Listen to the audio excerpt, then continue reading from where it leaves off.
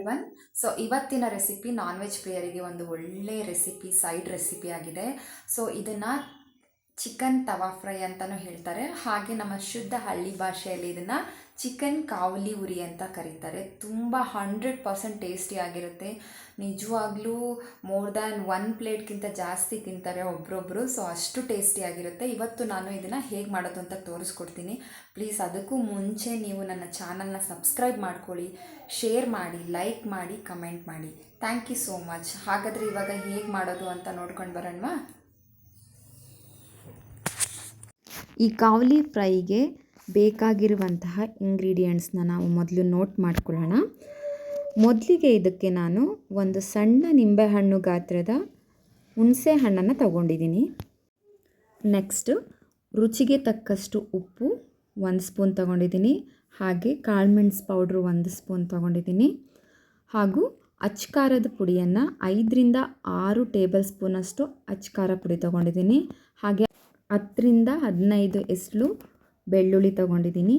ನಾನಿಲ್ಲಿ ಅಚ್ಕಾರದ ಪುಡಿನ 5ರಿಂದ 6 ಟೇಬಲ್ ಸ್ಪೂನ್ ತೊಗೊಂಡಿದ್ದೀನಿ, ಯಾಕಂದರೆ ಮಸಾಲ ಜಾಸ್ತಿ ಬೇಕು. 1 kg ಚಿಕನ್ಗೆ ಇಷ್ಟು ಖಾರ ಪುಡಿ ಬೇಕಾಗುತ್ತೆ. ಖಾರ ಪುಡಿ ಏನು ಖಾರ ಜಾಸ್ತಿ ಇಲ್ಲ ನಮ್ಮದು. ಸೊ ನೆಕ್ಸ್ಟು ನಾನು 1 kg ಅಷ್ಟು ಚಿಕನ್ ತೊಗೊಂಡಿದ್ದೀನಿ. ತುಂಬ ಚಿಕ್ಕದಾಗಿ ಕಟ್ ಮಾಡ್ಕೋಬೇಕು. ಚಿಕ್ಕದಾಗಿ ಕಟ್ ಮಾಡಿಕೊಂಡ್ರೆ ಬೇಗ ಬೇಯುತ್ತೆ. ಹಾಗಾಗಿ ಈ ಸೈಜ್ಗೆ ಚಿಕನ್ನ ಕಟ್ ಮಾಡಿ ಇಟ್ಕೊಂಡಿದ್ದೀನಿ. ಸೊ ಇದು 1 kg ಇದೆ. ಇದಿಷ್ಟು ಬೇಕಾಗಿರುವಂತಹ ಪದಾರ್ಥಗಳು ನೋಟ್ ಮಾಡ್ಕೊಳ್ಳಿ. ಸೊ ಇಷ್ಟು ಮಿನಿಮಲ್ ಇಂಗ್ರೀಡಿಯೆಂಟ್ಸ್ನ ಯೂಸ್ ಮಾಡಿ ನಾನಿವತ್ತು ಚಿಕನ್ ಕಾವಲಿ ಉರಿನ ಮಾಡ್ತಾಯಿದ್ದೀನಿ. ಸೊ ನಾನು ಪ್ಲೇಟಲ್ಲಿ ಏನು ತೆಗೆದಿಟ್ಕೊಂಡಿದ್ದೆ, ಅಚ್ಕಾರದ ಪುಡಿ, ಬೆಳ್ಳುಳ್ಳಿ, ಕಾಳುಮೆಣಸು, ಉಪ್ಪು ಇದಿಷ್ಟನ್ನು ಹಾಕಿ ರುಬ್ಕೋಬೇಕು. ಮತ್ತು ನಾನು ಒಂದು ಸಣ್ಣ ನಿಂಬೆಹಣ್ಣು ಗಾತ್ರದ ಹುಣಸೆ ಹುಳಿ ತಗೊಂಡಿದ್ನಲ್ಲ, ಅದನ್ನು ನೀವು ಡೈರೆಕ್ಟಾಗಿ ಹಾಕೋಬೇಡಿ, ಯಾಕಂದರೆ ನೀರು ಜಾಸ್ತಿ ಹಾಕಿ ರುಬ್ಬೋದಿಲ್ಲ. ಹಾಗಾಗಿ ಎಷ್ಟು ನೀರು ಬೇಕೋ ಅಷ್ಟನ್ನು ತಗೊಂಡು, ರುಬ್ಬಕ್ಕೆ ಎಷ್ಟು ಬೇಕೋ ಅಷ್ಟು ನೀರನ್ನು ತಗೊಂಡು ಅದಕ್ಕೆ ಹುಣಸೆ ಹುಳಿನ ಹಾಕಿ ಕರಗಿಸ್ಕೋಬೇಕು. ಸೊ ಇವಾಗ ಈ ನೀರನ್ನು ನಾವು ಜಾರ್ಗೆ ಹಾಕೋತಾ ಇದ್ದೀನಿ. ಸೊ ಇಷ್ಟೇ ನೀರು ಸಾಕು, ಸ್ವಲ್ಪ ನೀರು ಹಾಕಬೇಕು. ಹಾಕಿಬಿಟ್ಟು ಇವಾಗ ನಾನು ರುಬ್ತಾ ಇದ್ದೀನಿ. ಯಾವುದೇ ಕಾರಣಕ್ಕೂ ನೀರನ್ನು ಜಾಸ್ತಿ ಹಾಕಬೇಡಿ. ನೀರು ಜಾಸ್ತಿ ಹಾಕಿದ್ರೆ ಮಸಾಲ ತೆಳ್ಳಗಾದರೆ ಮಸಾಲ ಒಂದು ಕಡೆ, ಚಿಕನ್ ಒಂದು ಕಡೆ ಆಗಿಬಿಡುತ್ತೆ. ಸೊ ಹಾಗಾಗಿ ಗಟ್ಟಿಯಾಗಿ ರುಬ್ಕೊಳ್ಳಿ. ನೋಡಿ ಇಲ್ಲಿ ಗಟ್ಟಿಯಾಗಿ ರುಬ್ಬಿದ್ದೀನಿ. ಇನ್ನೊಂದು ಸ್ವಲ್ಪ ರುಬ್ಬಬೇಕು, ಸಣ್ಣ ಆಗಬೇಕು. ಆದರೆ ಅವಾಗವಾಗ ಜಾರ್ ತೆಗೆದು ಈ ಥರ ಹೊಂದಿಸ್ಕೊಳ್ಳಿ ಒಂದು ಕಡೆ. ಆಮೇಲೆ ಸ್ವಲ್ಪ ನೀರು ಹಾಕ್ತಾಯಿದ್ದೀನಿ, ಮತ್ತು ಗಟ್ಟಿ ಇರಬೇಕು ಮಸಾಲ. ಸೊ ಒಂದು ಸ್ವಲ್ಪ ನೀರು ಹಾಕಿ ರುಬ್ಕೋತೀನಿ. ಎಲ್ಲವೂ ಪೌಡ್ರ್ ಫಾರ್ಮಲ್ಲಿರೋದ್ರಿಂದ ಸೊ ಜಾಸ್ತಿ ನೀರು ಹಾಕಲಿಲ್ಲ ಅಂದರೂ ರುಬ್ಬುತ್ತೆ. ಬಟ್ ಬೆಳ್ಳುಳ್ಳಿ ಒಂದನ್ನೇ ನಾವು ರುಬ್ಬೋಕ್ಕಿಂತ ಮುಂಚೆ ಬೆಳ್ಳುಳ್ಳಿನ ನಾವು ಕ್ರಷ್ ಮಾಡ್ಕೋಬೇಕು. ಅದನ್ನು ಜಜ್ಕೊಂಡು ಹಾಕೊಂಡ್ರೆ ಬೇಗ ನುಣ್ಣಗಾಗುತ್ತೆ. ಸೊ ಇವಾಗ ನೆಕ್ಸ್ಟ್ ಇನ್ನೊಂದು ಸರಿ ರುಬ್ಕೊಂಡಿದ್ದೀನಿ. ಇವಾಗ ನೋಡಿ ಎಷ್ಟು ಚೆನ್ನಾಗಿ ಬಂದಿದೆ, ನುಣ್ಣಗಾಗಿದೆ. ಹಾಗೆ ಪೇಸ್ಟ್ ರೀತಿ ಇದೆ. ಯಾವುದೇ ಕಾರಣಕ್ಕೂ ಮಸಾಲೆನ ನೀರು ಮಾಡ್ಕೋಬೇಡಿ, ಈ ಹದಕ್ಕೆ ಇರಬೇಕು. ಇಷ್ಟು ಹದ ಆಗಿದ್ರೆ ಸೊ ಇವಾಗ ಈ ಮಸಾಲ ರೆಡಿ ಆಗಿದೆ. ನೋಟ್ ಮಾಡ್ಕೊಂಡ್ರಲ್ಲ, ಇಷ್ಟು ಬೇಕಾಗಿರುವಂಥ ಪದಾರ್ಥಗಳು. ಆ ಪದಾರ್ಥಗಳನ್ನೆಲ್ಲ ಹಾಕಿ ನಾನು ರುಬ್ಕೊಂಡಿದ್ದೀನಿ, ಗಟ್ಟಿಯಾಗಿ ರುಬ್ಕೊಂಡಿದ್ದೀನಿ. ನೆಕ್ಸ್ಟ್ ನಾನು ಒಂದು ಪ್ಲೇಟ್ಗೆ ಚಿಕನನ್ನು ಹಾಕ್ಕೊಂಡಿದ್ದೀನಿ. ಇದಕ್ಕೆ ನಾನು 1/4 ಟೀ ಸ್ಪೂನ್ ಅಥವಾ 1/2 ಟೀ ಸ್ಪೂನಷ್ಟು ಅರಿಶಿನ ಪುಡಿ ಹಾಕ್ಕೋತಾ ಇದ್ದೀನಿ. ನೋಡಿ ಅರಿಶಿನ ಪುಡಿ ಹಾಕ್ಕೊಂಡೆ.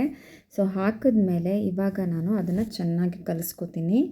ಚಿಕನ್ಗೆಲ್ಲದಕ್ಕೂ ಹಿಡಿಬೇಕು ಅರಿಶಿನ ಪುಡಿ. ಸೊ ಚೆನ್ನಾಗಿ ನೀಟಾಗಿ ನಾನು ಅದನ್ನು ಕಲಿಸ್ಕೊತಾ ಇದ್ದೀನಿ. ಸೊ ಯಾವುದೇ ನಾನ್ ವೆಜ್ ಇರಲಿ ಅದಕ್ಕೆ ಅರಿಶಿನ ಪುಡಿ ಮುಖ್ಯ. ಸೊ ಹಸಿ ವಾಸನೆ ಹೋಗೋದಕ್ಕೆ ಅಥವಾ ಹೊಲಸು ವಾಸನೆ ಹೋಗೋದಕ್ಕೆ ಹಾಕ್ತಾರೆ. ಸೊ ನೆಕ್ಸ್ಟ್ ಅದು ನಾನು ಈ ರುಬ್ಕೊಂಡಿದ್ದೀನಲ್ಲ ಮಸಾಲೆ, ಗಟ್ಟಿಯಾಗಿ ರುಬ್ಬಿರುವಂತಹ ಮಸಾಲೆನ ಇವಾಗ ಇದಕ್ಕೆ ಚಿಕನ್ಗೆ ಹಾಕ್ತಾಯಿದ್ದೀನಿ. ಚಿಕನ್ಗೆ ಹಾಕ್ಬಿಟ್ಟು ಚೆನ್ನಾಗಿ ಕಲಿಸ್ಕೋಬೇಕು. ನೀಟಾಗಿ ಎಲ್ಲದಕ್ಕೂ ಚೆನ್ನಾಗಿ ಚಿಕನ್ಗೆ ಹಿಡಿಬೇಕು, ಮಸಾಲ ಹಿಡಿಬೇಕು. ಸೊ ಹಾಗಾಗಿ ನಾನು ನೋಡಿ ಯಾವ ಥರ ಟೆಕ್ಸ್ಚರ್ ಬಂದಿದೆ, ಗಟ್ಟಿಯಾಗಿದೆ ನೋಡಿ ಮಸಾಲ. ಇದೇ ರೀತಿ ಇರಬೇಕು, ನೆನ್ಪಿಟ್ಕೊಳ್ಳಿ. ಸೊ ಇವಾಗ ನೀವು ಮಸಾಲನ ನೋಡಿ, ನಿಮ್ಗೆ ಉಪ್ಪು ಕಡಿಮೆ ಇದ್ದರೆ ಉಪ್ಪು ಹಾಕೋಬೋದು. ಸೊ ನನಗೆ ಎಲ್ಲ ಕರೆಕ್ಟಾಗಿದೆ. ಹಾಗಾಗಿ ನಾನು ಇವಾಗ ಮಿಕ್ಸ್ ಮಾಡ್ಕೋತಾ ಇದ್ದೀನಿ. ನೀಟಾಗಿ ಮಿಕ್ಸ್ ಮಾಡಿದ್ದೀನಿ ನೋಡಿ. ಇವಾಗ ಈ ರೀತಿ ಬಂದಿದೆ. ಈ ರೀತಿ ಮಿಕ್ಸ್ ಮಾಡ್ಕೊಂಡ್ಮೇಲೆ ನಾನು ಇದನ್ನು ಒಂದು ಬೌಲ್ಗೆ ಹಾಕಿ ಇಟ್ಕೊಂಡ್ಬಿಟ್ಟು ಇದನ್ನು 1 hour ನಾವು ಮ್ಯಾರಿನೇಟ್ ಮಾಡಬೇಕು. 1 hour ಮ್ಯಾರಿನೇಟ್ ಮಾಡಿ ಸಾಕು. 3 ಅವರ್ಸ್ ಮ್ಯಾರಿನೇಟ್ ಮಾಡಬೇಕು. ಬಟ್ 1 ಅವರ್ ಮಾಡಿದ್ರೂ ಸಾಕಾಗುತ್ತೆ. ಸೊ ಇದನ್ನು ನೀವು ಒಂದೇ ದಿವಸಕ್ಕೆ ಫ್ರೈ ಮಾಡ್ಕೋಬೇಕು ಅಂತೇನಿಲ್ಲ. ಇದನ್ನು ನೀವು ಫ್ರಿಜ್ಜಲ್ಲಿ ಇಟ್ಕೋಬೋದು. ಇಟ್ಕೊಂಡು ಕೂಡ ಡೈಲಿ ಬೇಕಾದರೆ ಫ್ರೈ ಮಾಡ್ಕೋಬೋದು. ಸೊ ನೆಕ್ಸ್ಟ್ ಪ್ರೊಸೀಜರ್, ನಾನು ಸ್ಟವ್ ಆನ್ ಮಾಡಿಬಿಟ್ಟು ಒಂದು ತವ ಇಟ್ಟಿದ್ದೀನಿ. ತವಕ್ಕೆ ಒಂದು ಸ್ವಲ್ಪ ಎಣ್ಣೆ ಹಾಕೋತಾ ಇದ್ದೀನಿ. ಸೊ ತವ ಕಾದ್ಮೇಲೆ ಎಣ್ಣೆ ಹಾಕಬೇಕು. ಹಾಗೆ ಎಣ್ಣೆ ಕಾದ್ಮೇಲೆ ಆ ಚಿಕನ್ನ ಹಾಕಬೇಕು. ಯಾವತ್ತೂ ಅದನ್ನು ನೆನಪಿಟ್ಕೊಳ್ಳಿ. ಸೊ ಇವಾಗ ಎಣ್ಣೆ ಚೆನ್ನಾಗಿ ಕಾಯ್ತಾ ಇದೆ. ಸೊ ಹಾಕಿದ್ದೀನಿ ನಾನು. ಎಣ್ಣೆ ಕಾದಿದೆ ನೋಡಿ. ಇವಾಗ ಈ ಎಣ್ಣೆ ಕಾದ ನಂತರ ನಾನು ಇವಾಗ ಮ್ಯಾರಿನೇಟ್ ಮಾಡ್ಕೊಂಡಿರುವಂತಹ ಚಿಕನ್ನ ಒಂದೊಂದಾಗೆ ಹಾಕುತ್ತಾ ಇದ್ದೀನಿ. ಸೊ ಫ್ರೆಂಡ್ಸ್ ನೋಡಿ, ಎಣ್ಣೆ ಕಾದ್ಮೇಲೆ ನೀವು ಹಾಕಬೇಕು, ನೆನಪಿಟ್ಕೊಳ್ಳಿ. ಸೊ ಇದು ತುಂಬ ಟೇಸ್ಟಿಯಾಗಿರುತ್ತೆ. ಇವಾಗ ಮಳೆಗಾಲ ಆಗಿರೋದ್ರಿಂದ ಸೈಡಿಗ್ಸ್ಗೆ ಏನಾದರೂ ಇರಬೇಕು ಅಂತ ಅನ್ಕೋತೀವಿ. ತರಕಾರಿ ಸಾಂಬಾರು ಮಾಡಿದಾಗ ಅಥವಾ ಬೇಳೆ ತಿಳಿಸಾರು ಮಾಡಿದಾಗ ಇದೊಂದು ಸೈಡ್ ಡಿಶ್ ಆಗಿ ತುಂಬ ಚೆನ್ನಾಗಿರುತ್ತೆ.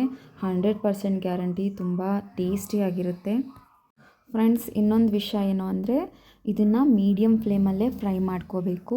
ಹೈ ಫ್ಲೇಮಲ್ಲಿ ಯಾವುದೇ ಕಾರಣಕ್ಕೂ ಫ್ರೈ ಮಾಡ್ಕೋಬೇಡಿ. ಯಾಕಂದರೆ ಹೈ ಫ್ಲೇಮಲ್ಲಿ ಮಾಡಿದ್ರೆ ಸೀದೋಗಿಬಿಡುತ್ತೆ, ತಳ ಹಿಡಿದ್ಬಿಡುತ್ತೆ. ಹಾಗಾಗಿ ಹೇಳ್ತಾ ಇದ್ದೀನಿ, ಮೀಡಿಯಮ್ ಫ್ಲೇಮಲ್ಲೇ ಫ್ರೈ ಮಾಡಿ. ಮೀಡಿಯಮ್ ಫ್ಲೇಮಲ್ಲಿ ಫ್ರೈ ಮಾಡೋದ್ರಿಂದ ಚಿಕನ್ ಜ್ಯೂಸಿಯಾಗಿ ಇರುತ್ತೆ, ತುಂಬ ಚೆನ್ನಾಗಿರುತ್ತೆ. ಸೊ ಇದು ಹಾಕಾದ್ಮೇಲೆ ನಾನು ಸ್ವಲ್ಪ ಮಾತ್ರ ಫ್ರೈ ಮಾಡ್ಕೊತಾ ಇದ್ದೀನಿ. ನೆಕ್ಸ್ಟ್ ಒಂದು ಮುಚ್ಚಳ ಮುಚ್ತಾ ಇದ್ದೀನಿ. ಯಾಕಂದರೆ ಒಂದು 5 ಮಿನಿಟ್ಸ್ ಒಂದು ಸೈಡ್ ಬೇಯೋಕ್ಕೆ ಬಿಡಿ. ನಾನು 5 ಮಿನಿಟ್ಸ್ ಇವಾಗ ಬೆಂದಿದೆ. ಇವಾಗ ನಾನು ತೆಗಿತಾ ಇದ್ದೀನಿ ನೋಡಿ. ಮೇಲ್ಗಡೆ ನೆಕ್ಸ್ಟ್ ಸೈಡನ್ನ ನಾನು ಫ್ಲಿಪ್ ಮಾಡ್ಕೋತೀನಿ ಈಗ ಎಲ್ಲನೂ. ಇನ್ನೊಂದು ಸೈಡು ಬೇಯಬೇಕಲ್ವ. ಸೊ ಒಂದು ಸೈಡ್ ಆಗಲೇ ಬೆಂದಿದೆ. ಸೊ ಇವಾಗ ನೋಡಿ ಇವಾಗ ನಾನು ಮಗ್ಚ್ಕೋತಾ ಇದ್ದೀನಿ ಚಿಕನ್ನ. ಇನ್ನೊಂದು ಸೈಡ್ ಬೇಯಬೇಕಲ್ವ, ಹಾಗಾಗಿ ನೋಡಿ ಅದು ಎಷ್ಟು ಚೆನ್ನಾಗಿ ಬಂದಿದೆ. ಕಲರ್ ಕೆಳಗಡೆ ಬೆಂದಿದೆಯಲ್ಲ, ಅದು ಜಾಸ್ತಿ ಸೀದು ಹೋಗಿಲ್ಲ. ಎಷ್ಟು ಬೇಕೋ ಅಷ್ಟು ಬೆಂದಿದೆ. ಯಾಕಂದರೆ ಮೀಡಿಯಮ್ ಫ್ಲೇಮಲ್ಲಿ ಬೇಯಿಸ್ಕೊತಾ ಇದ್ದೀನಿ. ಸೊ ಇದೆಲ್ಲ ಮಡ್ಚ್ತಾ ಇದ್ದೀನಿ ನೋಡಿ. ಫ್ಲಿಪ್ ಮಾಡ್ಕೊತಾ ಇದ್ದೀನಿ. ಎರಡೂ ಕಡೆನೂ ಚೆನ್ನಾಗಿ ಬೇಯಬೇಕು. ಒಂದು 10 ಮಿನಿಟ್ಸ್ ಆದರೆ ಸಾಕು. ಒಂದು ಕಡೆ 5 ಮಿನಿಟ್ಸ್, ಇನ್ನೊಂದು ಸೈಡು 5 ಮಿನಿಟ್ಸು. 10 ಮಿನಿಟ್ಸ್ ಇದ್ದರೆ ಒಂದು ಒಳ್ಳೆ ರೆಸಿಪಿ ಆಗಿಬಿಡುತ್ತೆ ನೋಡಿ.